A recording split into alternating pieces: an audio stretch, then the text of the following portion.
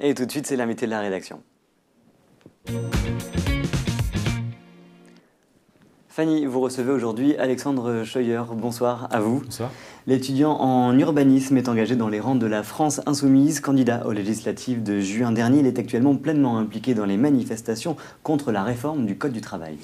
Alors Alexandre Scheuer, ce mois de septembre est très dense en mobilisation. Il y a eu les manifestations du 12, du 21 septembre, la mobilisation de la France Insoumise samedi dernier, notamment à Paris. Depuis ce lundi encore à Lorient, il y a des blocages portés par les syndicats. Et ce, alors qu'Emmanuel Macron a déjà signé les ordonnances de cette loi travail. C'était vendredi 22 septembre. Pourquoi est-ce qu'il est encore utile de se mobiliser ? Alors il est utile de se mobiliser parce qu'on peut encore faire plier le gouvernement Macron, puisqu'il y aura un passage du contenu des ordonnances à l'Assemblée avant la fin de l'année. Donc rien n'est perdu et je dis aux gens, continuez à vous mobiliser. Et puis sinon, nous allons perdre des droits fondamentaux du droit du travail. Ensuite, il sera vraiment très difficile de s'organiser. C'est pour ça que les Insoumis se mettent au service du mouvement social.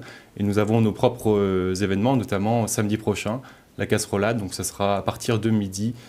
Place Aristide-Briand, près de la FNAC, à Lorient. Donc la mobilisation se poursuit. Qu'est-ce qui vraiment ne passe pas pour vous ? Alors déjà, ce qui ne se passe pas, c'est le processus. Les ordonnances, c'est nier la démocratie, contrairement à ce que dit M. Macron, qui nous parle souvent de démocratie. Les ordonnances, c'est retirer au Parlement le pouvoir d'écrire les lois. Donc en France, il y a quand même une séparation des pouvoirs, législatifs, judiciaires et exécutifs. Et donc là, c'est le gouvernement qui directement va écrire les lois. Là, ça nous posera un problème. Et après, il y a sur le contenu de ces ordonnances, déjà, ce n'était pas annoncé dans le programme d'Emmanuel Macron. Et ensuite, ça va toucher tout le monde. Tout le monde va souffrir. Et c'est ce qui se fait depuis une vingtaine d'années, en fait. Là, il est dans la continuité, mais à marche forcée. C'est une espèce de démocrature. Samedi, Jean-Luc Mélenchon a encouragé un rapprochement de votre mouvement, la France Insoumise, avec les syndicats. C'est là-dessus que vous êtes en train de travailler depuis ce lundi, notamment à Lorient, en bloquant le dépôt pétrolier. Vous travaillez sur cette unité aujourd'hui ? À vrai dire, je travaille sur des combats communs avec les syndicats depuis bien longtemps. Vous avez pu me suivre en 2016, notamment on faisait des convergences avec le mouvement Nuit debout. Donc là, on continue clairement avec le mouvement de la France Insoumise. Et il y a des insoumis qui sont dans tous les mouvements. Par exemple, ce matin, avec Force ouvrière qui faisait une opération escargot, il y avait des insoumis sur place. Il y a des insoumis aussi qui font leurs propres événements, notamment afficher des banderoles au-dessus de la voie express tout à l'heure. Et comme je vous l'ai dit, la casserolade à midi, samedi. Donc là, ça sera l'occasion. Chacun est invité à amener sa casserole et de quoi taper dessus. Nous allons faire un petit défilé jusqu'à la permanence de notre cher député Gwenal Rouillard, voir s'il est prêt à écouter le peuple.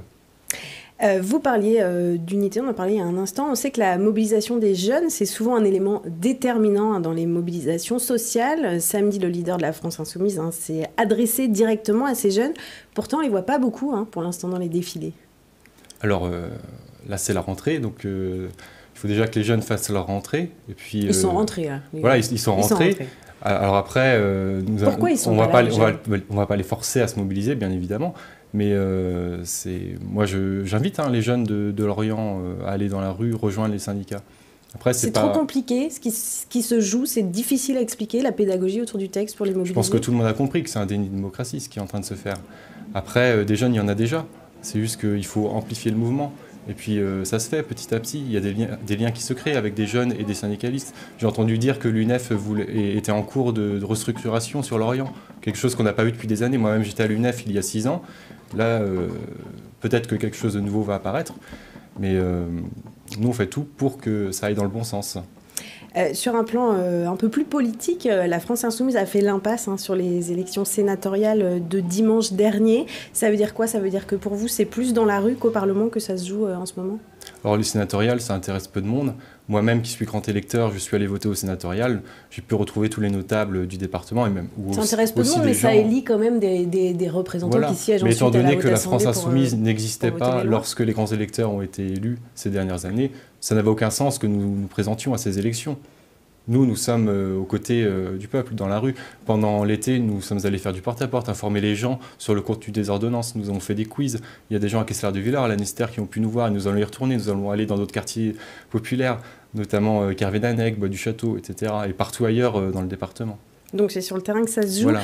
Après les 19% de voix recueillies par Jean-Luc Mélenchon à la présidentielle, les rangs de vos militants, je vais y arriver, ont grossi.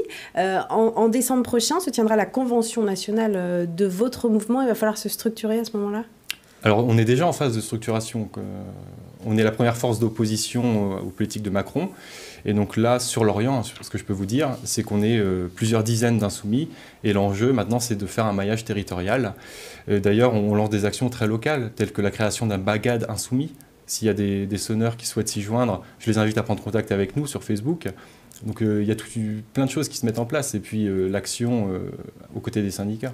L'idée, c'est d'essaimer un peu partout dans la société. On veut être au plus près des gens. C'est pour ça que les sénatoriales, c'est clairement quelque chose qui ne nous intéresse pas. Nous, on veut aller voir les gens et leur être utile dès maintenant. Un tout dernier mot, s'il vous plaît. Vous parliez il y a un instant de Gwendal Rouillard, face à qui vous étiez lors du deuxième tour des législatives en juin dernier. Alors, le député La République En Marche a annoncé dans les colonnes du Télégramme il y a quelques jours qu'il arrêterait la politique à la fin de son mandat. Est-ce que vous avez une réaction ? Moi, je l'ai déjà dit dans un communiqué de presse. Gwendal Rouillard dégage au Moyen-Orient, la France Insoumise reste à Lorient. Nous restons présents sur le territoire et nous verrons bien si Gwendal Rouillard sera dans sa permanence samedi prochain. À l'occasion de votre casserolade, voilà. comme vous l'appelez, ce sera samedi midi. Samedi midi, rendez-vous place Aristide Briand, devant la FNAC. Merci Alexandre Scheuer. Je vous en prie. Merci à vous, merci Fanny également d'avoir mené cette interview.